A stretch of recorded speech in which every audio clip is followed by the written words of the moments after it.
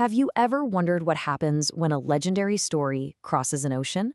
I mean, really travels.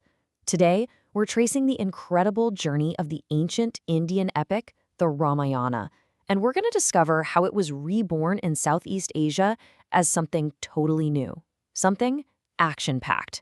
The national epic of Thailand, the Ramakien. So at the very heart of both of these tales is the heroic monkey god Hanuman.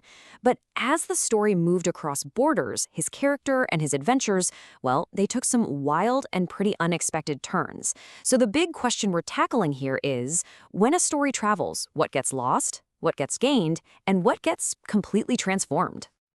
Okay, so on one hand, you've got the Valmiki Ramayana.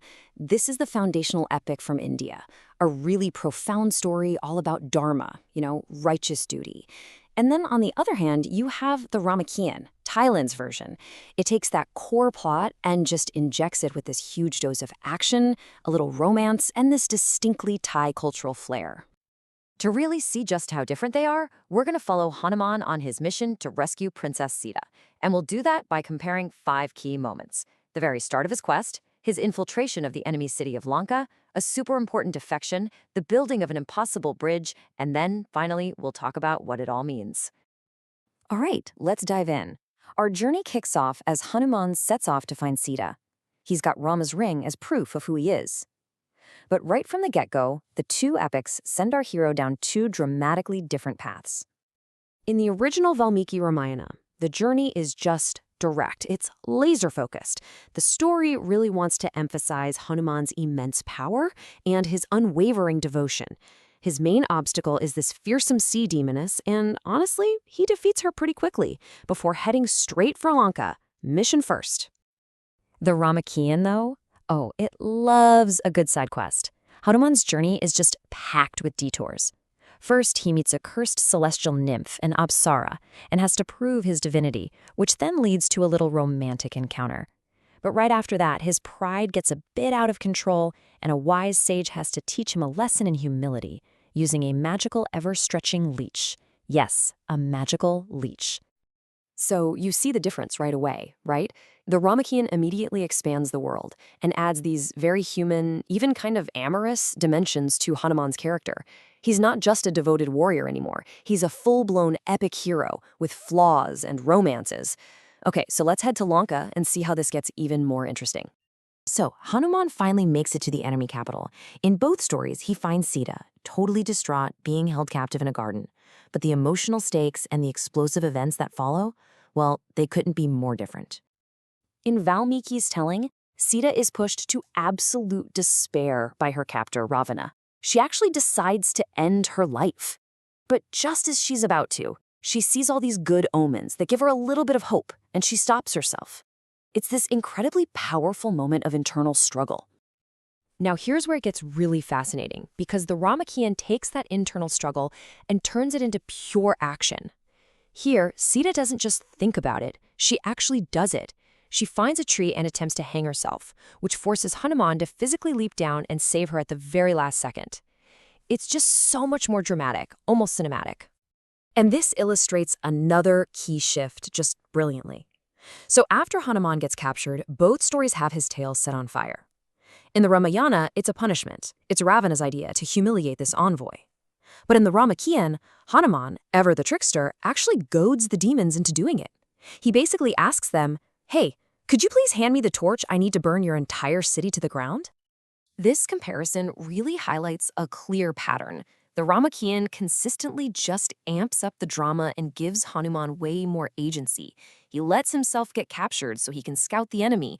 He tricks them into lighting his tail on fire. And get this, to top it all off, when he can't put the fire out in the sea, a sage tells him to use his own mouth, calling it his little well.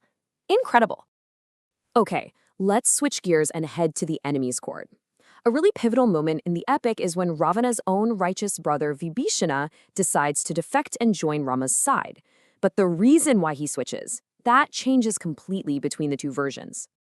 So in the Valmiki Ramayana, this is a deep, philosophical, moral conflict. Vibhishana is arguing from a position of dharma. He's telling Ravana, look, abducting Sita is wrong. It violates cosmic law, and it's going to lead to ruin. His defection is a total stand for principle over family loyalty. The Ramakian, though, takes the much more mystical approach. Ravana has this terrifying, really symbolic nightmare. He asks Vibhishana, who's the court astrologer, to interpret it for him. And Vibhishana explains that the dream is a prophecy. It foretells Ravana's defeat and Lanka's destruction, all because of Rama and Sita. His advice isn't based on moral philosophy. It's based on a supernatural warning. So you can see that shift so clearly. The motivation goes from this big philosophical debate about duty in the Indian version to a rejected cosmic prophecy in the Taiwan. I mean, the outcome is the same. Vibhishana leaves, but the cultural logic behind it is completely different. All right, next up, one of the most famous scenes in the entire epic, building a bridge across the ocean to Lanka. Rama's army of monkeys has to cross this impossible expanse of water. But how they do it, well, that reveals a really fascinating split in the storytelling. The Valmiki Ramayana frames this whole thing as a test of divine power. Rama, who is an incarnation of the god Vishnu, first prays to the ocean god. When he gets no reply for 3 days, he gets angry. I mean, really angry. He threatens to literally evaporate the entire sea with his celestial weapons. And that forces the terrified ocean god to pop up and help the monkey army build the bridge. Meanwhile, the Ramakian turns this divine confrontation into basically a week-long soap opera. It's incredible. First, Hanuman is feuding with the rival general. Then, Ravana's mermaid daughter, Suwanamakacha, keeps sabotaging their work. So Hanuman dives in to stop her, they fight, and then they fall in love. And they end up having a son together. And this just perfectly illustrates the different cultural priorities, doesn't it? The Ramayana is focused on cosmic order, on divine authority. The Ramakian, on the other hand, is way more interested in personal drama, in rivalries, and in romance, even right in the middle of a war. So after comparing all these key moments, from magical leeches to mermaid romances, what's the big picture here? What do all these changes really tell us about these two epics and the cultures that cherish them? Well, when you step back, the core differences become crystal clear. The Ramayana is fundamentally about dharma, duty, morality, the righteous path. Its tone is reverential, it's philosophical. The Ramakian is all about adventure. It's dynamic, it's magical, and it prioritizes pure entertainment. And Hanuman, he transforms from the perfect, selfless devotee into this swashbuckling superhero who's powerful, endlessly clever, and not at all shy about a little romance. And I think that's really our key takeaway. A great story is like a tree, right? It has roots in one place, but its branches can grow and flourish in totally new soil. The journey from the Ramayana to the Ramakian isn't about a right version or a wrong version. It just shows us that stories are living things. They adapt, they absorb local color, and they change to reflect the values of the people who tell them. Which leaves us with a final question to think about. If an ancient epic can transform this much just by crossing a border, what does that say about the stories we tell today?